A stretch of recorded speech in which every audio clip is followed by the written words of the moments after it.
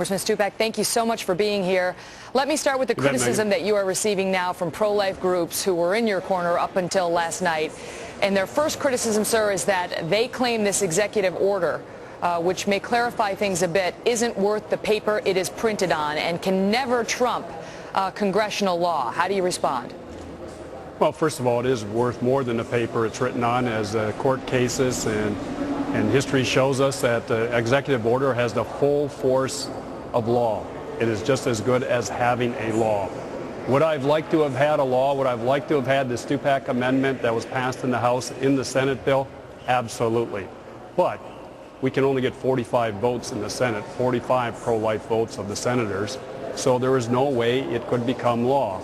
So you are dealt with the Senate bill, which I do believe, especially in the area of community health centers, could provide abortions at those locations and actually pay for it with taxpayer funds. So in this executive order that we negotiated with the White House, they have unequivocally said there will be no abortions at the community health centers. They will not be paid for, and a number of other protections are put in. This is a very good executive order. As soon as the president signs it, which we expect tomorrow, it will have the full force and effect of law. What is to stop this openly pro-choice president from reversing himself on this? We've seen him reverse himself on the other deals that were offered to get senators' votes in connection with this bill. What is to stop him from reversing himself on this executive order now that he's got your vote? Well, that's why we've asked for it to be public. We will have a public signing of this document. The Senate deals were public, too. I know. And you're right, Megyn. There is nothing that would stop this president from a month from now, a year from now, 10 years from now, of repealing this executive order. But there comes a point in time when you have nothing to stop the abortions that you believe will happen in the community health centers, or at least a document to say, look, we promised, because it is a full force and effect of law, if the president would revoke it, there's nothing that would stop either pro-life groups or pro-choice groups from going to court and challenge this executive order, saying it should stay in force. But Congressman Stupak, the response from your supporters would be, yes, there was something that would have stopped this, and that would have been your no vote. If you and your pro-life contingent of Democrats had voted no, Nancy Pelosi didn't have the votes. This thing passed by 219. She needed 216. Without you and your pro-life contingent, this would not have passed. Well, by the time the vote came up, as I've always said, I had 12 members who were standing strong with me. We didn't have 12 members by the time we got to the end of the vote. You had 4. Probably about 4. You're right. But so you killed a bill, and we do not have health care. As you know, I've always said, I want to see health care for the nation. Look, we've stayed true to those principles. But you always said, Congressman Stupak, you did stay true to it. You always said you wanted health care reform, but you always said you were not going to vote yes if there was funding, public funding for abortion. That's why it's so confusing, because Megyn, you're acknowledging that the president could reverse himself in this executive order, and you're acknowledging that if you hadn't voted yes with that contingent, the bill would have failed. So I'm trying to understand what did it. Megyn, whether it's an executive order or even a statute, the next Congress, even this Congress, can overturn a law in the next 6 months. I mean, the only option you had was leave the Senate language or strengthen it to prevent abortions under an executive order. That's what we did. We stayed true to those principles. Or vote no. And when we got the executive order, the 3 pages that very clearly says Hyde stays in effect. The Hyde language of no public funding for abortion stays in effect.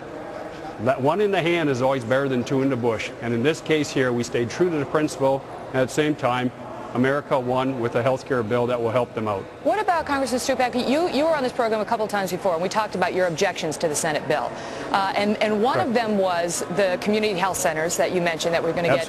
It's between $9 and $11 billion of public funding, and there was a question about whether they would use it for abortions. Okay, so that is spoken to in the executive order. But your other big concern all along has been that in the exchange, when people buy insurance through the exchange that's going to be created, they are going to be required to donate $1 of their premiums for an abortion fund. And when women need abortions under their insurance plans, that fund, those taxpayer taxpayer dollars will be used to pay for abortion. And I said to you, well, how do you respond to the other side's argument that, look, women can select whether they want to be in a plan that funds abortion, or they can, if they don't want to be in a plan that funds abortion, they pick the one that doesn't fund abortion. And you said women aren't going to look at which plan funds abortion and which aren't. They're going to say, I just need coverage. And their dollars are inadvertently going to be going for funding abortions. None of that is addressed by the executive order. How did you resolve that issue for yourself? Yes. Look in the executive order. It says, under this act, which is the health care bill, Hyde language shall apply. Hyde language shall apply. So I think we've adequately covered it in the executive order. Are you telling me you think now no longer are people going to be required to send that dollar, that separate dollar for abortion coverage, in under these exchange plans? I think underneath the executive order, as dictated, I believe women will not have to do that, or men won't have to do that. They can still buy a plan, but I'm not too sure they're going to have to pay the $1. That actually, it says in the executive order, Labor Secretary of HHS shall within 180 days bring up the rules and regulations that stay consistent with the Hyde language, and they spell it out. So I think we've probably got 180 days to see how they're going to apply this. That provision that you speak of, and the executive order also mentions it, doesn't go into effect until 2014. And as the colloquy on the floor was last night with Chairman Waxman, we're still going to have further discussions on this. We basically have about 4 years yet to address this aspect of that bill on the exchanges. I read the executive order. I don't see it clearly as you stated, but I'll tell you this, that the pro-choice groups have come out, and they say, this is from Planned Parenthood, what the president's executive order did not do is include the complete and total ban on private health insurance coverage for abortion that Congressman Stupaks had insisted on. They're very thankful about that. Now came out and said, we've got a long-standing objection to the Hyde Amendment, and they're hoping to repeal the Hyde Amendment, which, you know, in other words, the pro-choice groups don't think that you got the job done, and they're thankful for that. And the pro-choice groups are also, as you just said, are not happy with it. The pro-life and the pro-choice are upset with you. Yeah, obviously it must be a good piece of legislation then if both sides are mad at you. Congressman Stupaks, what do you say? You know, last night on the floor, we heard, as you were making your remarks, somebody, and we don't know who, shout out baby killer as you were making your comments. Right. What do you make of it?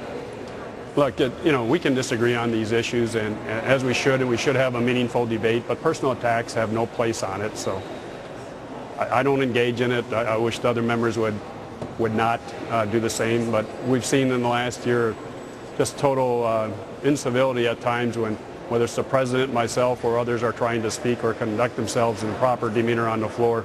You always have this disruptive, uncivilized behavior. And how do you react to the pro-life movement, which was so proud of you and standing behind you and all along, and now, you know, is very, very disappointed in you, according to the releases that we've seen? I mean, and they say, let me give you the quote, that you've been stripped now of your Defender of Life award you were going to get from the Susan B. Anthony list for your efforts. And they said, Stupaks has not only failed to stand strong for unborn children, but also for his constituents and pro-life voters across the country. Well, I would just say to Susan B. Anthony, they can give their Defender of Life award, whoever they choose. I did not do it to win an award. I did it because I stood for the principle to protect the sanctity of life. I've done that. Not only do we have Hyde language through an executive order applied, if I would have followed Susan B. Anthony's way, it wouldn't have worked. So I'm pleased with the work we did and continue to stand for the principle of life.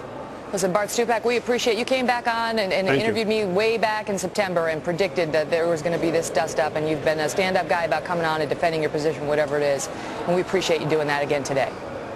Thanks, Megyn. All the best.